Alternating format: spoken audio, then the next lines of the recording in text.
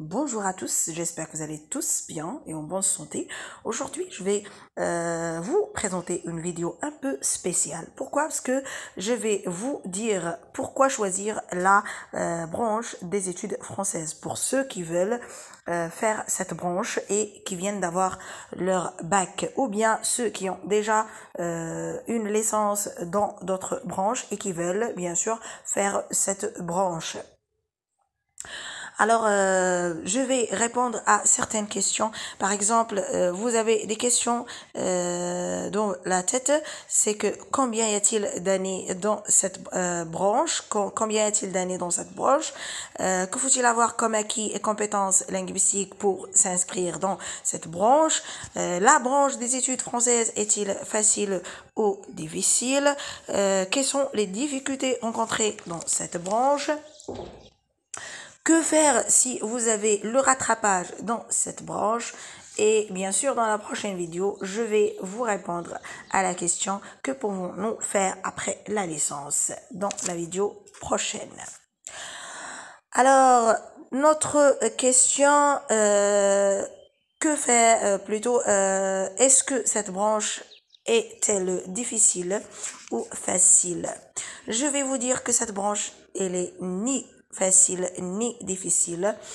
Si vous maîtrisez la langue française, si vous parlez bien la langue française, si vous savez écrire en français sans faute d'orthographe, sans problème bien sûr, vous allez avoir du succès dans cette langue, dans cette branche-là. Que faut-il faire ou bien que faut-il avoir comme acquis et compétences? Même si on parle la langue, même si on écrit en français, nous devons avoir des compétences linguistiques, des compétences en grammaire, des compétences dans la rédaction. Il faut avoir du vocabulaire, il faut savoir s'exprimer correctement et sans problème.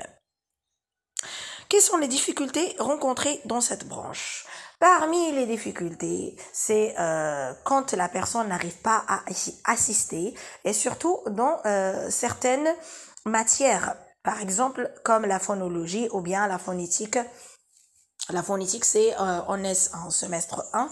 Alors, c'est ça le problème. Quand vous n'assistez pas, vous aurez des problèmes dans cette matière-là. Parce que même sur YouTube, il n'y a pas assez de vidéos dans cette matière. Donc, vous devez faire quoi? Vous devez assister ne serait-ce que 3 séances ou bien 2 séances. Le minimum. Les autres difficultés, bon, je pense qu'il n'y a pas d'autres difficultés à part ça. Sinon, vous pouvez, si vous travaillez, vous pouvez ne pas assister, il n'y a pas de problème. Cela dépend de votre prof. Si au début, les profs ne comptent pas sur la présence, et vous devez juste, comme je vous ai dit, assister à quelques matières qui paraissent les matières pratiques, vous devez y assister.